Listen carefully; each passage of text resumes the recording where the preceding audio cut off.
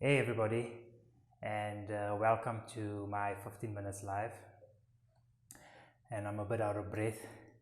I just came in now with the bicycle, so I was out cutting my hair, and I decided to take the bicycle and just get some fresh air, get the sun in my face, get the wind through my hair, and yeah. So the reason why I took the bicycle is because I took it out of storage a few days ago, and it was just in storage, and every time I would pump the wheels, and then when I check on the bicycle again, the wheels would be flat.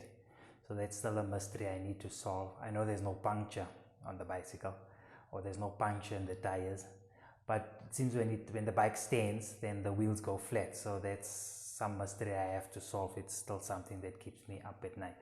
So I pumped the wheels the other day, and I checked on the bike, and the wheels were still full of air, and I decided, okay, what the heck, let me leave the car and just take the bicycle. So as I went to the barber, it's an uphill from my house. It's an uphill, and I was hardly 1 kilometer into the ride, and I could feel running out of breath. My chest was burning, my legs was paining, my muscle was really working. So I'm really unfit. So as I was going, I was changing the gears, and when you go into a lighter gear, so I was going, I don't know if it's up or down. Let's say I was going up in the gear, so I was going to the bigger gears, and as I went up to a gear, it would become lighter. The pedaling would become lighter, and I would go for a few minutes, and I would change up the gear again, and I would make it lighter, and it brought some relief to my thighs, my muscles, and the pedaling became lighter. But as the pedaling became lighter, my speed was reducing. So yes, my pedaling became lighter, but I was losing speed. So to maintain the speed, I had to pedal faster, and to maintain that speed. So it was a trade-off. It was lighter on the legs, but I was losing speed. And I was thinking, life is a trade-off. Life gives you those trade-offs. You can never have it all. You can never have everything in life. It's always a trade-off. If you want something, you have to trade something else to achieve that, and it takes effort. It takes effort to achieve in life. It takes effort, and it takes sacrifice. And I keep on saying this, and this is the lessons that I'm continuously trying to teach the youth and my son and everyone else. So yeah, there was a trade-off. So either I'm going to stay on the low gear, I'm going to put the effort, I'm going to put my muscle to it, which I wasn't prepared to do because I wasn't on the bike, guys, and I haven't been on the bike for a long time. So yeah, I had those trade-offs. But life provides us with everything we need. Life makes provision for everything we will ever need. I mean, we don't have a lack of anything in life.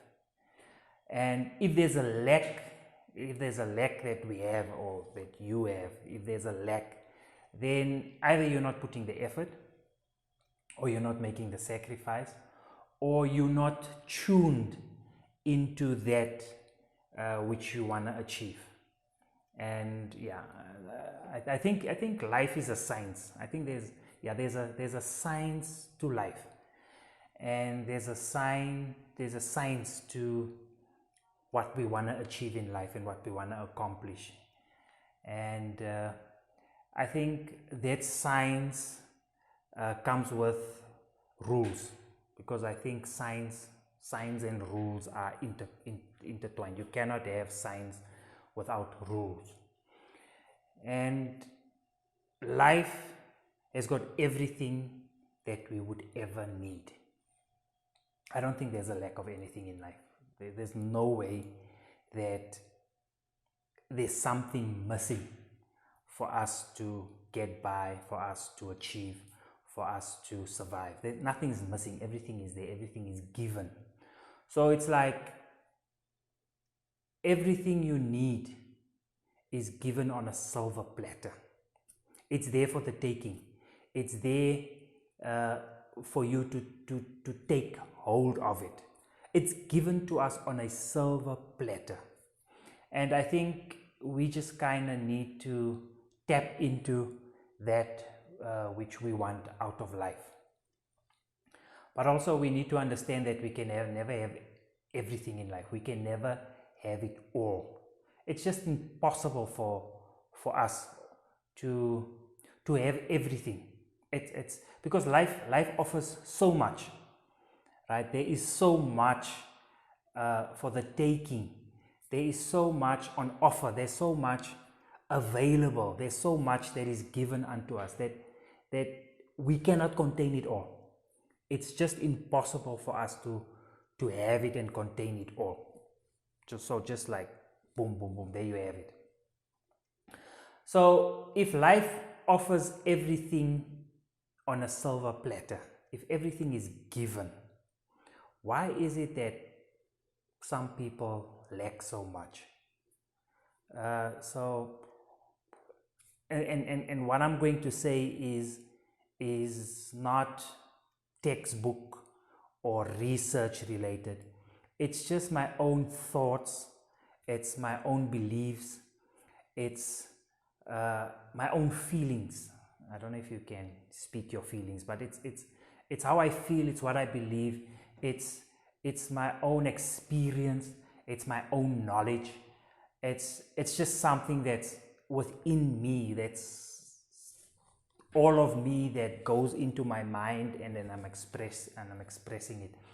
So yeah, I honestly believe that everything we will ever need is already given to us. It's already available to us. It's there for the taking. It's there for us to utilize. It's there for us to obtain and achieve. So why is it then that many people lack so much? Why is there such a big need? Okay, and I think the biggest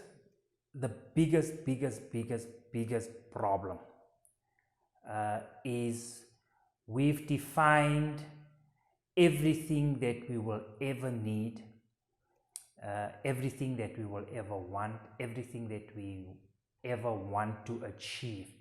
I think the biggest problem with human beings is that we've defined everything in terms of money.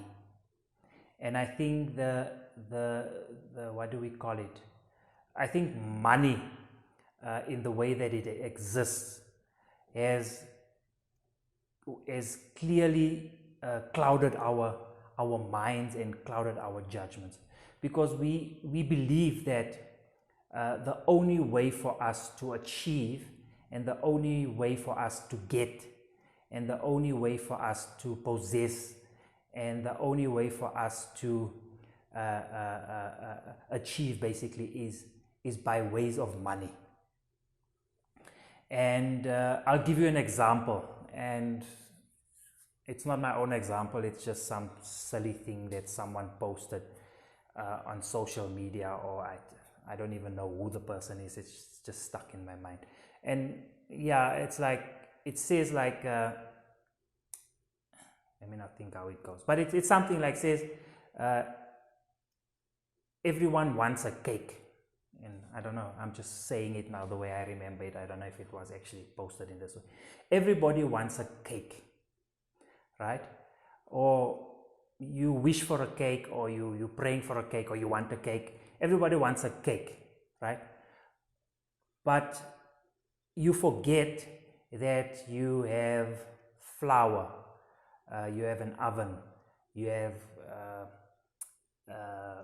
eggs, you have sugar, whatever. I don't know what you use to make a cake.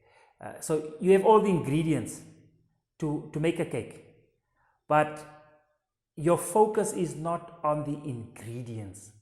Your focus is on getting the cake. You want the cake, so you want the cake to come to you ready made, and obviously your expectation is that the cake will just come to you. So it's once again a mentality of wanting and wanting it in a certain form. But you have all the ingredients for a cake, right? Now remember, I said you can't have it all, so you might have 90% of the ingredients, and the only thing that's missing is maybe the knowledge of how to make a cake, right? But you can obtain that knowledge, you can get that knowledge, you have access to that knowledge. Or maybe you don't have the willpower, you're just too lazy, you don't have the willpower, you don't have the energy, you just don't want to make your own cake, you want the cake to come to you ready made. You know what I'm saying? So yeah, I think money is the biggest problem in why we're not achieving, because we think money is the only way to get to what we want. We forget there's other ways of getting what we want, you know, and the cake and the ingredients analogy just kind of speaks to that. Now, I also know that sometimes you don't have access to and sometimes, you know, what you want to achieve is maybe in the hands of someone else, right?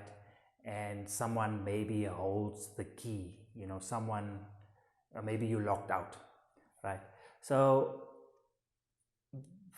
for you to get what you want from someone, or for you to get someone to unlock the gate, for you to have access, right, is you need to use your influence, okay?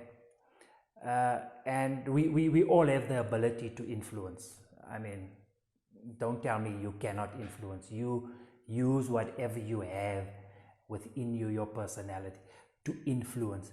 And to influence someone is basically, all you need to do is just basically inspire them, you know, because I feel like inspiration is the key to influence.